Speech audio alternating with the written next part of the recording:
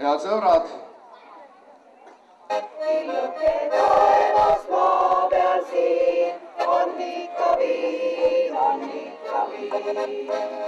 Mis loeb maailm, kui sai siis, on just see maine vaid, kus on kui taevaid, kus jälle tunned on ootasin.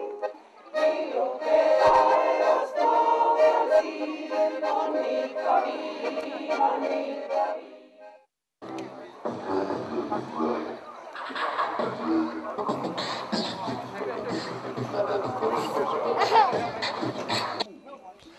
Gaļas cepšana brīvdabas piknikā Igaunijā nav vienkārši draugu vai ģimenes sajiets. Kaimiņu valstī grilēšana ir kārtīgs festivāls, māksliniecisks notikums, kurā tie, kam ir talants un patikšana gatavot, demonstrē savu prasmi, izdomu un komandas garu. To, ka Igauniem tīk labi paēst, apliecina grilu festivāla vēriens. Festivāls notiek jau 12 gadus, un tas aptver visu valsti, jo vispirms ir 15 rajona sacensības, jeb rajona festivāli, noslēguma festivāls, jeb superfināls igad nelielajā Tūri pilsētā Igaunijas vidienē. Pulcē apmēram 20 000 apmeklētāju, no visas Igaunijas un arī ārzemju turistus. Festivāla noslēgumā uzstājas populārākie kaimiņu valsts skatuves mākslinieki, pavāru mākslas meistari, un finālā ir arī pamatīga uguņošana. Bet tagad noris startu rajona grilēšanas entuziastu festivāls. Tas nav tik vērienīgs kā superfināls Tūri pilsētā, taču arī ir gana gards un interesants. Igaunijas grilu festivāla galvenais rīkotājs ir Jurij Rātsep. Viņš ir ļoti aizņemts vīrs, jo viņam ir jāvada žūrija, jāinstruē dalībnieki, jākomentē viss notiekošais skatītājiem un, protams, beigās jāvada apbalvošanas ceremonija.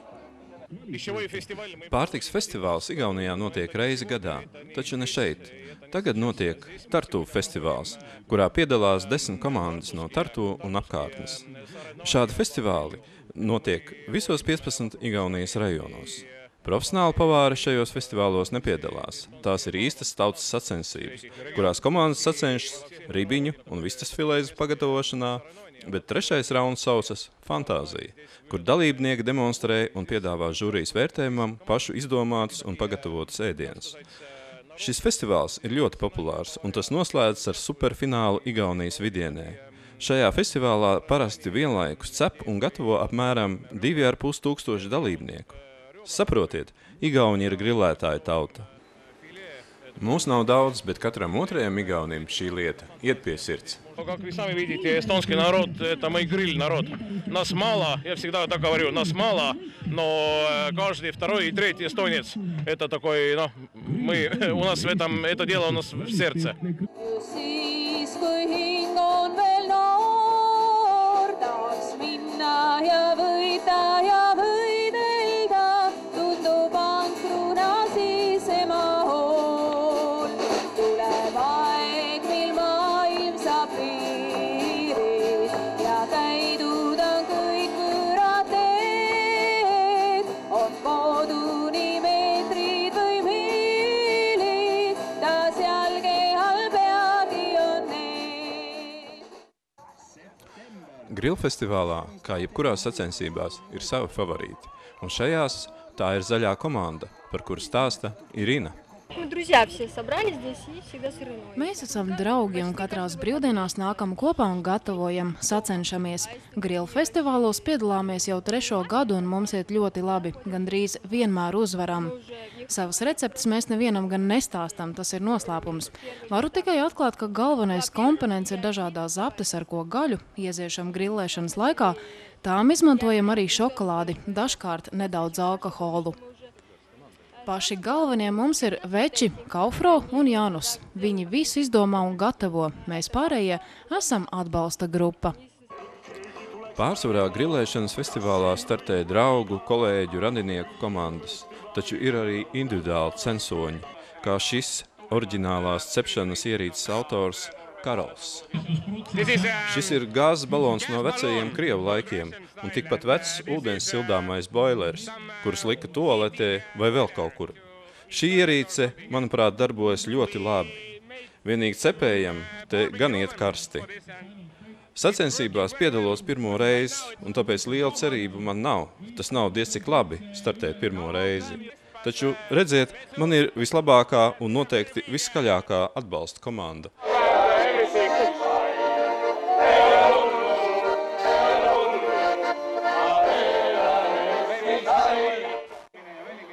Recepte man ir samērā vienkārša. Zaptē es lieku tumšo alu, ievārījumu un vēl dažas slepenas sastāvdaļas. Domāju, ka būs garšīgi. Kullast raami sees väga väärika tõmbab teid, surub teie. Grillfestivāla noslēgumā notiek apbalvošanas ceremonija. Balvas tiek pasniegtas visās 3 nominācijās un arī kopvērtējumā. Tāpēc priecīgs noskaņojums un vērtīgas piemiņas veltes tiek praktiski visiem sacensību dalībniekiem. Küünele, olge head, tublid inimesed ja aitäh Kallaste linnale väga meeleoluka ja meeldiva võistluse eest. Teiega on alati väga tore ja eriti maitseb meile teie uhaa, kuhu te olete usinasti viina sisse pannud. Grilla meistari Kaufro un Janus arī šoreiz ir uzvarējuši un godam nopelnījuši čempionu šampanieti. Pooleks, jah. Vallavanemale pudel ja Reedale sisu. Niimoodi läheb see pooleks jagamisele, ei ole vähimatki kahtlust. Aitäh teile, head võistkonnad, aitäh kohtunikud, ärge kuhugi ära minge, me teeme kohe suure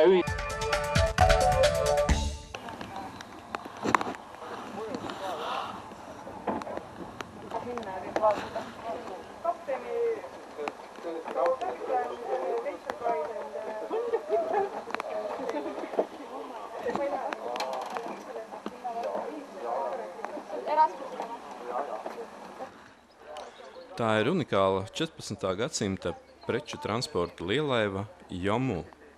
Šādi kuģi pārvadāja preces pa Peipus ezeru un lielākajām upēm līdz pat 20. gadsimtam. Peipus lielaivis ir unikāli vienmasta kuģi, piemēroti vējainajam Peipus ezeram un tā upēm. Pēc vēsturnieku ziņām pa Emajogi upi šādas lielaivis kuģoja jau kopš 14. gadsimta vidus. Ar Peipus lielaivām no Krievijas uz Tartu ostu veda kažokādas, vasku, medu, linus, kaņepes, kokmateriālus un citas preces. Peipus lielaivis bija tiešām lielas. Dažām garums sasniedza 35 metrus. Saskaņā ar Igaunijas jūrniecības muzeja ziņām Peipus lielaivis bijušas kuģošanas vēsturē lielākie ar dēļiem apšūtie upes kuģi. Lai tāds varētu pietāvoties krastā, arī tad, kad upēs ir spēcīgs traumi vai pūš pamatīgs vējš, bija jābūvē speciāli nostiprinātas piestātnes. Tas savukārt deva papildus darbu un ienākumus apkārtējiem zemniekiem. Tādējādi preču pārvadāšana pa upi vairoja arī piekrastes iedzīvotāju pārticību. Lielaivas būvēja Peipusa piekrastes meistari. Lielākais kuģu būves centrs bija Padļipkas ciems. Peipusa lielaivu būvniecība tika pārtraukta tikai 1918. gadā, un tās pamazām nomainīja ar tvaika dzinējiem darbināmi upju kuģi. Igaunijas kuģošanas vēstures pētnieku būvētā lielaiva Jomu ir precīza senās Peipusa lielaivis kopija, taču tā ir mūsdienīgi aprīkota. Uz laivas ir interneta pieslēgums, projektors un ekrāns, lai, piemēram, demonstrētu prezentācijas izbraukumu semināros. Taču, uzkāpjot uz Jomu klāja, labāk ir aizmirst darba un ikdienas rūpes un vienkārši izbaudīt vēsturiskā kuģa majestātisko slīdējumu pa upi.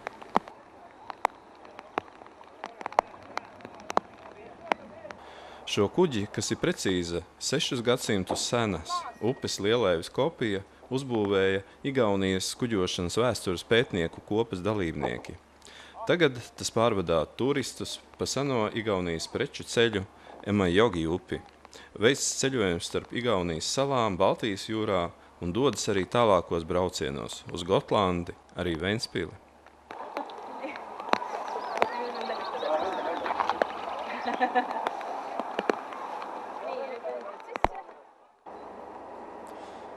Kuģošanas vēstures pētnieki paši ir arī kuģa apkalpe. Šai apkalpei kapteinis ir Martins Roustars. Historical. Šī ir vēsturiska upes liellaiva, un tādas šeit būvēja jau pirms vairāk nekā 6 gadsimtiem. Šādi kuģi kalpoja dažādiem mērķiem. Šis, piemēram, ir kravas kuģis.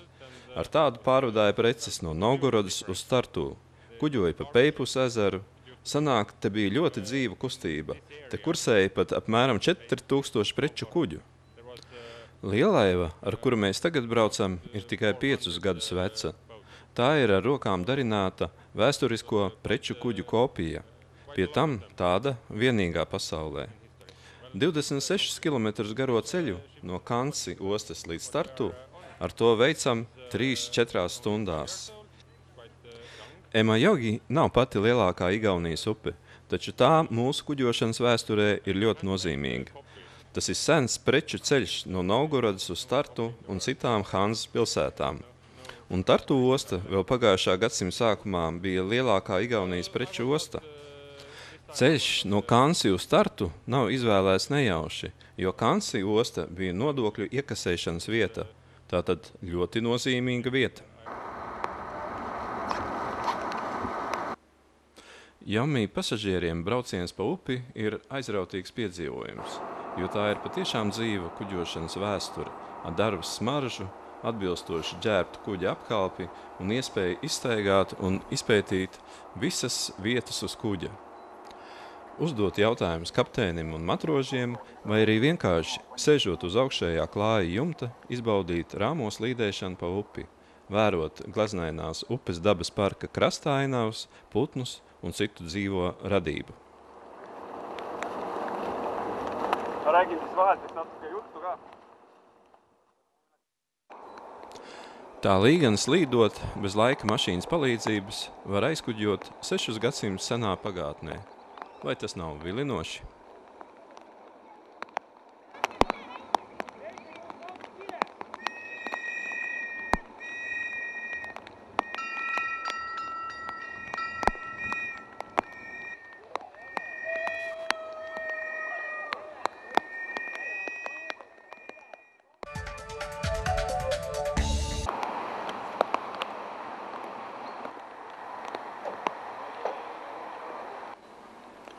Tiem, kam kuģošana iet pie sirds, Tartu ir iespēja pavizināties arī ar kuģi, kas pārstāv netik senu pagātni.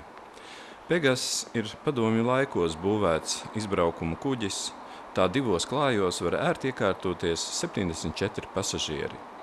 Kādreiz Tartu ostā vien mājvieta bija 15 šādiem metāla pasažieru kuģiem, kas vizināja cilvēkus pa Jamaogi upi un tuvējiem ezeriem. Tagad Pegas ir Dienvidigaunijā pēdējais metālu upju kuģis, kas regulāri vizina pasažierus, veicot tuvākus un tālākus maršrutus.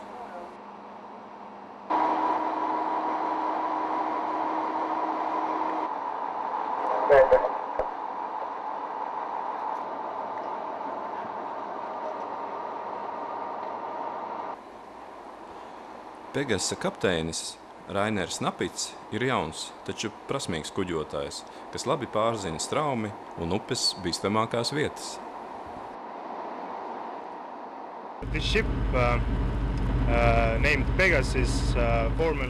Šis kuģis, kas saucas Pegas, ir uzbūvēts Maskavā 1958. gadā, un tajā pašā gadā tas tika nogādāts Tartu ostā.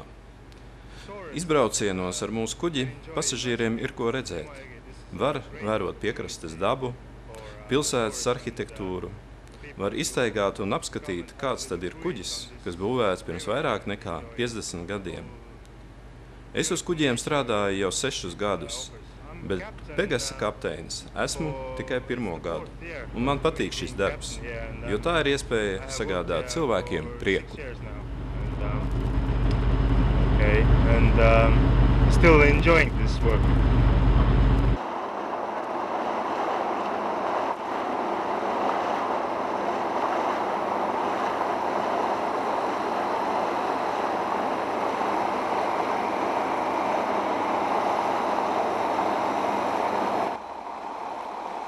Pegasa pasažieriem tiek piedāvātas dažādas iespējas.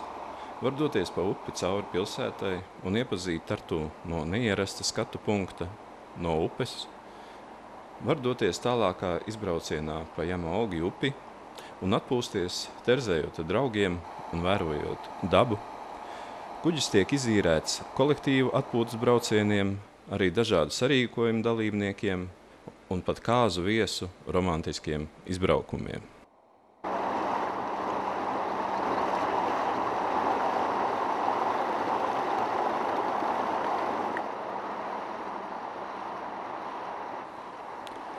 Tomēr navigācijas sezona Pegasam ir īsa. Tā sākas tikai maijā, kad upē jau ir krities līmenis un samazinājusies traume un noslēdzas oktobrī. Šāda kuģa uzturēšana nav ienesīgs bizness. Taču kuģi īpašnieki, kompānija, kas apsaimnieko Tartu ostu, uzskata, ka pasažieru upes kuģis ir viens no Tartu simboliem.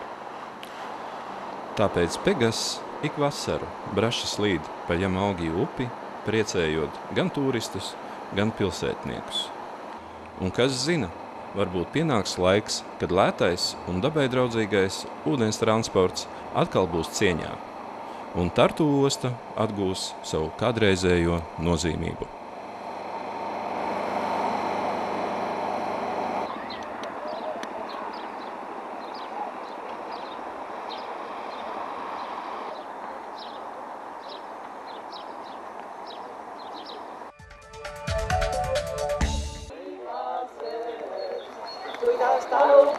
Kuidas talupoeg oma väsinud puhkas. Viska maha nüüd, viska! Jāņi arī Igaunijā ir Jāņi, un 23. jūnijā mūsu ziemeļu kaimiņi, gluži kā latvieši, dodas uz laukiem, pulcējas pie ugunskuriem, lieto uzturā alu un sieru, dzied, dejo un iet rotaļās.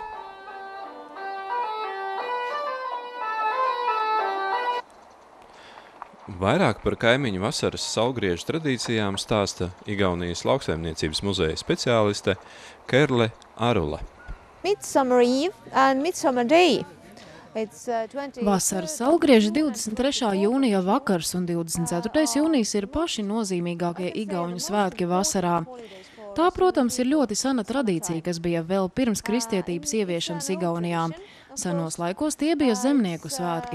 Lauku ļaudis svinēja īso atalpas brīdi, kad pavasara sējas darbi pabeigti un siena gatavošana lopiem un ražas novākšanas darbi vēl nav sākušies. Nozīmīgākā saulgriežu tradīcija sastāvdaļa ir ugunskurs. Tam noteikti jābūt lielam, jo uguns sargā un nes veiksmi turpmākajā darba cēlienā. Hijumā salā ir savdabīga tradīcija kurināt ugunskurus vecās zvejnieku laivās, lai vīriem labāki lomi.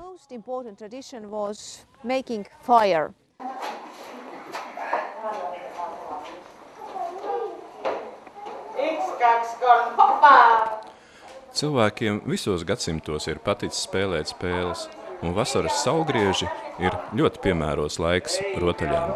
Tāpēc nav brīnums, ka lieli vīri sacenšas tikpat aizrautīgi kā mazi puikas, bet mazi puikas, spēlējoties, ir tik nopietni kā lieli vīri.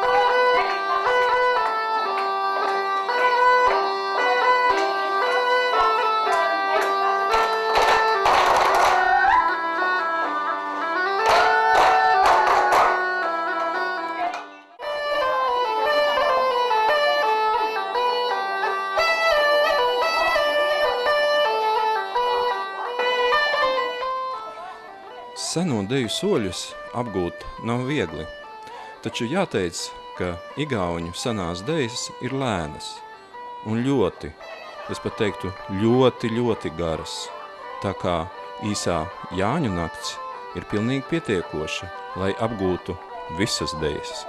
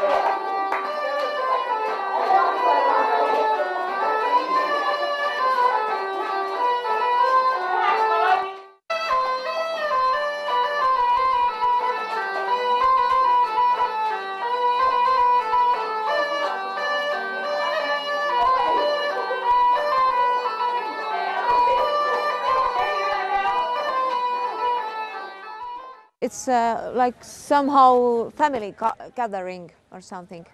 So it's very Saulgrieži Igaunijā ir ģimeņu svētki, kad visi pulcēs kopā, dzied, dejo, iet rotaļās, cienājas ar ēdieniem un dzērieniem. Jauni ļaudi saulgriežu naktī dodas uz mežu meklēt papārdes ziedu. Un ir arī tāda skaista leģenda par jaunu skaistu puisi vārdā Dons un jaunu skaistu meiteni vārdā Dāska, kas ļoti mīl viens otru, bet satiekas gadā tikai vienu reizi visīsākajā naktī. 23. un 24. jūnijā Igaunijā ir vasaras saulgriežu brīvdienas. 23. jūnijas Igaunijā ir arī valsts svētki, jo atzīmējam uzvaras dienu.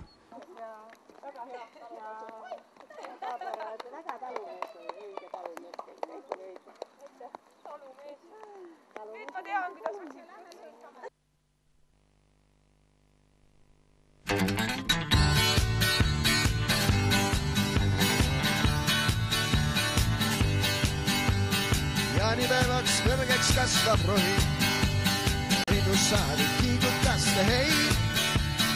Ütle, kust määrada peab hoi, igal pool on noori üldse hei. Ütle, kust määrada peab hoi, igal pool on noori üldse hei. Jaani õhtul süüdatakse tuleb, tantsuplats